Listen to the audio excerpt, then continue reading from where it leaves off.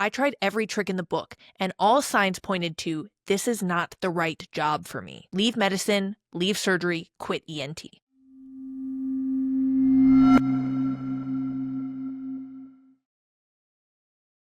Today's episode is brought to you by the Hippocratic Collective. Check out our shows and content at hippocratic-collective.com. Welcome to the first episode of Surgeon Interrupted. Yeah, I may have once been a promising young surgeon, but things have completely gone off the rails. I'm still kind of young, and technically still a surgeon, but I'm leaving clinical medicine for good. No physician would ever take this lightly, myself certainly included. But here's the thing. To be real with you, I have not felt safe at work or fulfilled by my work since my PGY2 year of ENT residency. And that was 7 years ago now. There was just so much verbal abuse, so much of the threats and retaliation, intimidation every day that work environment made me terrified and closed off to the entire world. And ultimately, I was not brave or creative enough to figure out a way to leave back then, when I first kind of saw the writing on the wall. That's the reality. It wasn't that I didn't want to leave, it's just that I couldn't figure out a way forward. So for the past 6 years, every single year, I've been saying to myself, we'll give it one more year, we'll try one more year. And that is no way to live. I can just tell you that that was half a life. As doctors, it's ingrained in us to never take risks. But I'm breaking that rule today. I'm quitting my job as a surgeon, and I'm quitting a life in constant need of control. I've been out of the hospital for 1 week now, so it's still pretty fresh. But I can tell you that I have smiled more in the past week than I have in the past 10 years combined. I'm really happy to break free from a life that felt predetermined. I truly was just one of those people who was totally resigned to my misery. I just accepted that's just the way it is. But my whole life started to really open up when I started asking myself, why? Why is that the way that it has to be? And also, could it be different? And just sort of gave myself permission to think bigger and dare to dream bigger. So after 16 years on the conveyor belt of medicine, I can't tell you how good it feels to be finally getting off. For a little bit of background on me, I'm 33 years old. I have a double first name. I go by Frances Mei, the full thing. I was born and raised outside of Chicago in a pretty well-off suburb, but I didn't come from money. My parents and grandmothers pretty much sacrificed everything for me, an only child, to have a world-class education and build up a real skill set from a young age. That involved all sorts of craziness. I went to NSA cryptography camp for a summer. I was often doing different volleyball camps and programs. I fenced competitively before I became a volleyball player. I spent multiple summers at the U.S. Naval Academy in Annapolis doing different leadership style courses, and I was also a U.S. Naval Sea Cadet for several years, and I rose to ultimately the Petty Officer 3rd class ranking. I had a really varied childhood. I was given a lot of opportunities. I learned a ton. But of course, what goes hand in hand with that is a lot of pressure to succeed and kind of to fulfill the familial dreams of having the first doctor in the family. As an only child, all of those dreams of finally having a doctor in the family, they really came to me. I couldn't be like, tag, you're it, to one of my siblings, which I for sure would have done if I had a sibling. So I grew up surrounded by a lot of love and care and ambition. I would describe both of my parents as super intelligent, very articulate, high-achieving people. My dad was a lawyer and my mom worked in finance. And that further contributed to kind of the rhetoric that I heard from a young age, which is that our family is almost complete. We just need a doctor now. I definitely never naturally gravitated towards becoming a doctor. I hated blood. I hated needles. I was afraid of skeletons. And I didn't like going to the doctor. But like I said, there can be a lot of pressure that one feels to become a physician. And in a lot of ways, my experience as a kid was not unlike a lot of first-generation Asian kids' experience. I did also play piano competitively on the Chinese school circuits in Chicago and things like that. Growing up, I did do very well in school. I skipped 2 grades. I absolutely became primed for and obsessed with external validation and the accolades the awards, the A's, the whole game. I now refer to myself as a reformed gunner, which is very true because I was just like a nightmare of a gunner. At this point in my life, I just hate being in the hospital. I didn't always used to feel that way. Certainly, I can remember when I loved it. I had a very positive medical school experience, for sure. And I went into residency very hungry, very excited to become a surgeon. I read House of God as an M4, and that got me even more pumped for residency, which I think helps tell you about the mindset at the time. Not uncommon for medical students, but I was like, let's go. Sounds like there were some problems in training back in the 70s and 80s, but I'm sure they've ironed those kinks out now. I no longer have access to that kind of youthful optimism, and I can tell you they didn't iron the kinks out. Medicine has not changed as much as any of us would like or hope for since that time, since the House of God era. And I learned that the hard way. During the PGY 1 year as an ENT resident, we rotate through several different services. We spend 6 months off service. And I loved the fast-paced nature of that. I loved learning a little bit of everything. I got my work done. I was always excited to learn from other people. But when things really changed is in my PGY 2 year, where we're just permanently on the ENT home service from then on. So from years 2 through 5 of my ENT residency, that's when the working environment was very malignant. And 4 years is a really long time to be terrified at work and to dread going into work every day. There was a lot of mistreatment, discrimination, verbal abuse, even if not directed at me.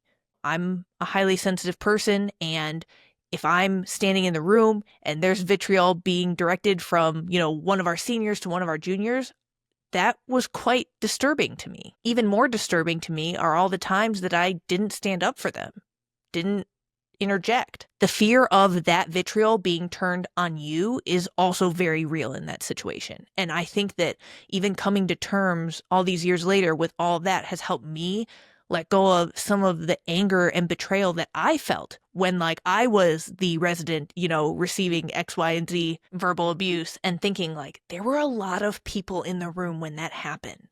How come nobody said anything? Probably most people in the hospital can conjure up memories of messed up things that they've seen where there's no repercussions. No one says a peep, especially if it's the most powerful person in the room who's doing it. It was a really long time to just run out the clock for and hold my breath for. And so even having been an attending for 3 years now, the love for the hospital, the love for practicing clinical medicine, it definitely never came back. During residency, there were a lot of different toxic types of interactions that would occur. Some were smaller, like death by 1,000 cuts, and other ones were much bigger and kind of seared into my memory. An example of one of the latter times was when the whole group was on morning rounds and we got into a very small elevator, and one of the people more senior to me was berating one of the people more junior. And they were just like, "You're so ugly. Why are you even here? I can't even look at you. Go stand in the corner, facing nose in the corner." Again, I did not say anything. I think I just totally dissociated, not to the point to where I don't remember it very vividly, but it's really hard to work, let alone to learn, to absorb new information and complex anatomy and pathophysiology under those types of circumstances, under those types of working conditions. Then there were the more routine daily types of threats and insults, which would involve attendings berating residents, tossing instruments. I've seen an attending hit both hands down on the patient's abdomen on the table because they were frustrated that the case was starting too late, later than they wanted the prep to go. Physician on physician crime, especially between departments where specialty disrespect is a huge issue. That's where one specialty will basically perpetuate harmful stereotypes or say X or Y or Z about another specialty, often that they deem to be lesser than them. So we see that a lot with specialties being "Oh, why didn't medicine do this?" or "Oh, the ED missed this, radiology missed this."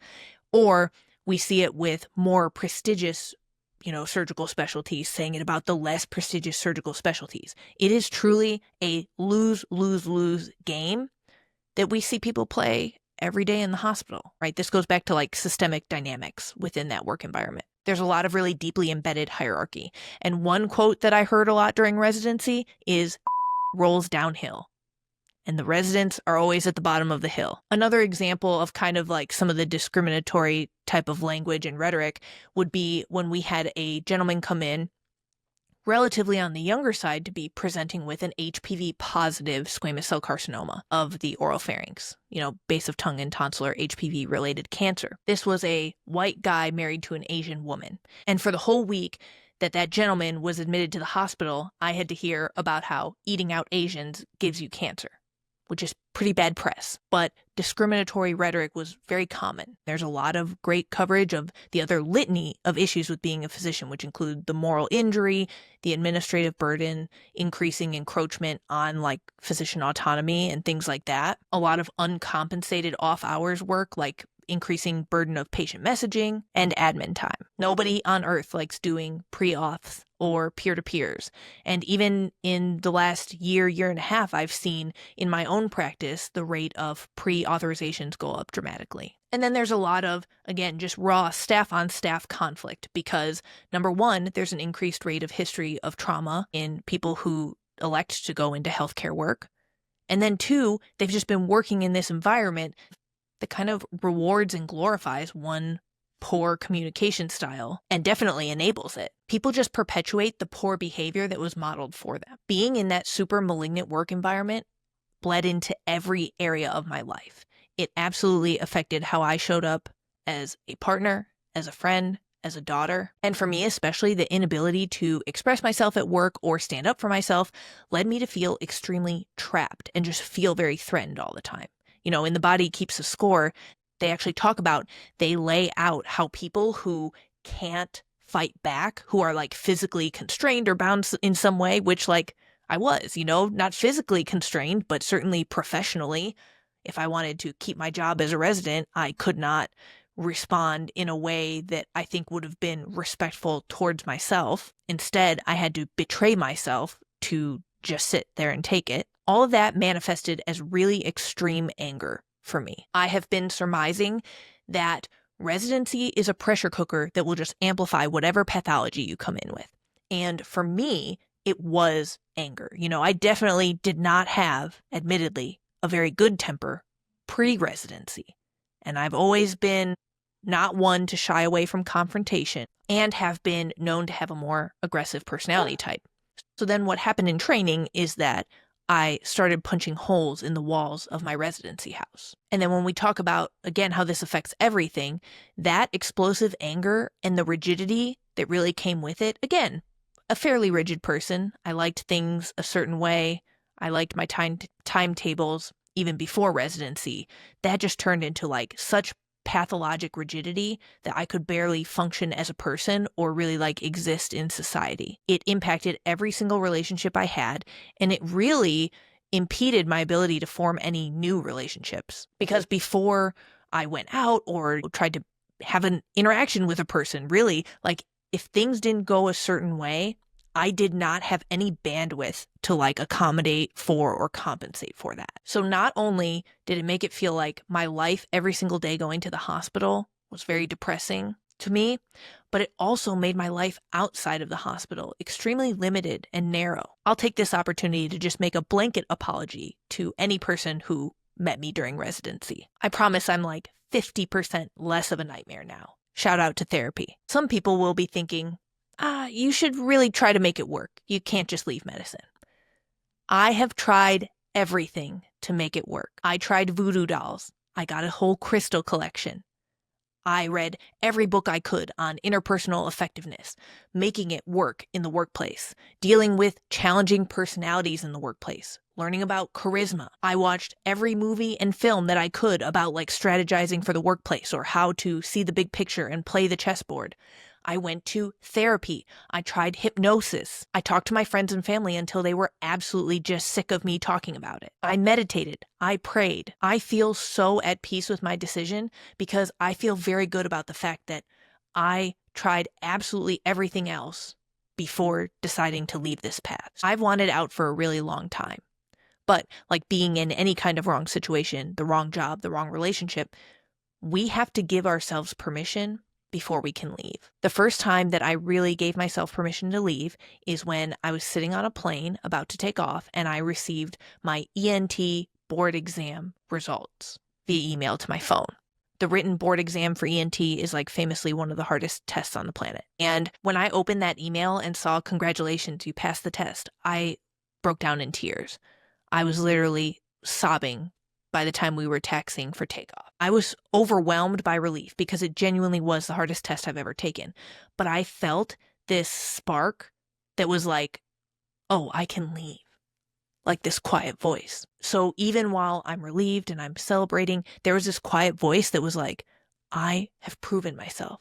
I did it and I can leave now. For me, one of the hardest parts about leaving is saying goodbye to patients and their families and my coworkers. Having been here for a few years, I have patients who I've seen through their initial diagnosis in my clinic and then all of their treatment and through remission where we're doing surveillance. So it's definitely very bittersweet from that side of things. At the end of the day, being a surgeon is a job that comes with prestige. When people have gotten to this point where they can say, oh yeah, I'm a surgeon, they feel like they're flexing on other people, that they are better than them, even in some way.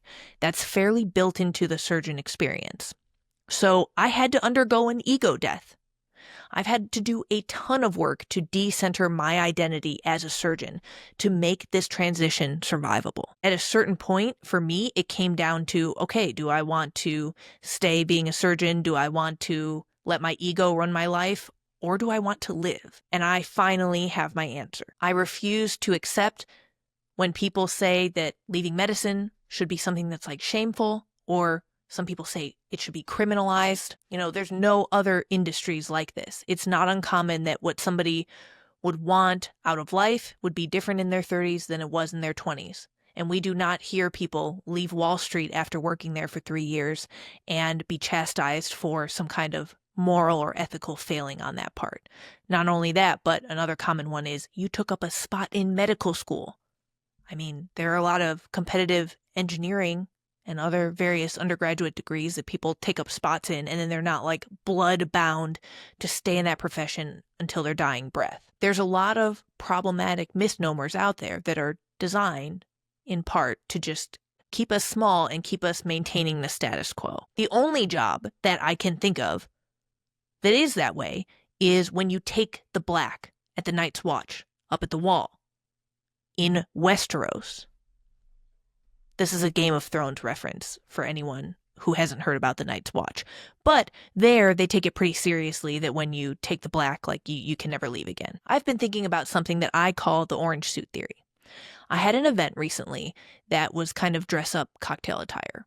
And I was very nervous for it. I wanted to make a good impression. I definitely wanted to make some positive connections there. I was debating whether or not to wear this loud, creamsicle orange suit. It was a pretty bold statement, still very professional, like modestly cut, but it was definitely loud. Ultimately, I did wear that orange suit, thinking that, okay, this might be a little bit divisive. Some people will think this is too loud, it's too much. I don't want to talk to that girl. But there are other people who will see it and be like, oh, I want to talk to this girl. And those are my people. Those are the types of people that I want to connect with. I want them to be able to find me. That's kind of the beauty in terms of like anytime one of us is authentic and we share our story and we wear the big orange suit, it's like your people can find you more easily that way. That's been a really beautiful thing for me to learn and process at this point in my journey. Maybe if my experience had been pretty like run of the mill, then I would find it really hard to leave the golden handcuffs. And so for that, to be completely honest with you, I am grateful that it was as malignant as it was, because it made this decision easier. I will also say something that we don't take into account with the golden handcuffs style of thinking is that that's a very limiting mindset, and it's one that just keeps us small. The growth mindset would say, why can't I make as much, if not more, somewhere else? Especially if it was the right fit for me and the right career for me, very well aligned to my interests and my skill set. Over the past 2 years, I've really stepped outside of my comfort zone to prepare for all of this and gain a bunch of new skills for my career pivot. I wrote my first book. I joined a writer's group. I started podcasting. I did a weekly show that ran for a year. I did a Korn Ferry leadership program, a digital health fellowship, a speaker series. In my second year as an attending, that's when I really started networking, and I had to learn how to network. having never done it before. But I said yes to every single meeting for a year. A lot of people have been asking what I'm doing next. My startup, the Hippocratic Collective, just launched on May 1st. We are really trying to change the landscape and the conversations in medicine. There's a lot that has been so normalized that is crazy antiquated and very detrimental to the entire workforce. So we really believe in transformative change here, how much it's required and how much it will benefit all of us. Myself and my 7 co-founders all really believe in making medicine and surgery cool and accessible again.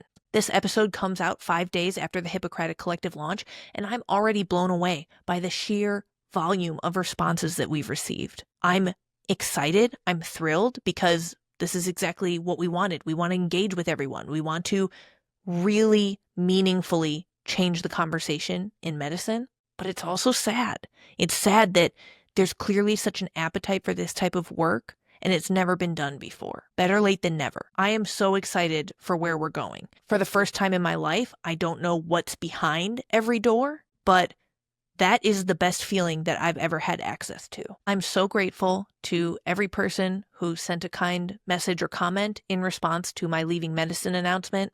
I've read every single one, and they truly mean a lot. This is another demonstration of my orange suit theory, though. Like I said, some people don't get it. Some people hate orange. They're never going to like your suit. But the people who get it, they've brought true community and meaning to this area of my work and life. And so I sincerely thank you for that. I'm going to share successes and failures alike. And I think it's a superpower that I now, for the first time ever, I do believe that we learn more from the failures than we ever learn from the successes. I'm unlearning what my medical and surgical training has taught me for over the past decade. This podcast will be out every Tuesday, and I hope to see you there. Follow me on Instagram and TikTok at Frances Mei MD, and check out our website, hippocratic-collective.com, for all of our shows and more content. Thank you so much for tuning in to Surgeon Interrupted. If you enjoyed this episode, please rate, subscribe, and leave us a review. Until next time, ask yourself, what is it that you want to do with your one and only life?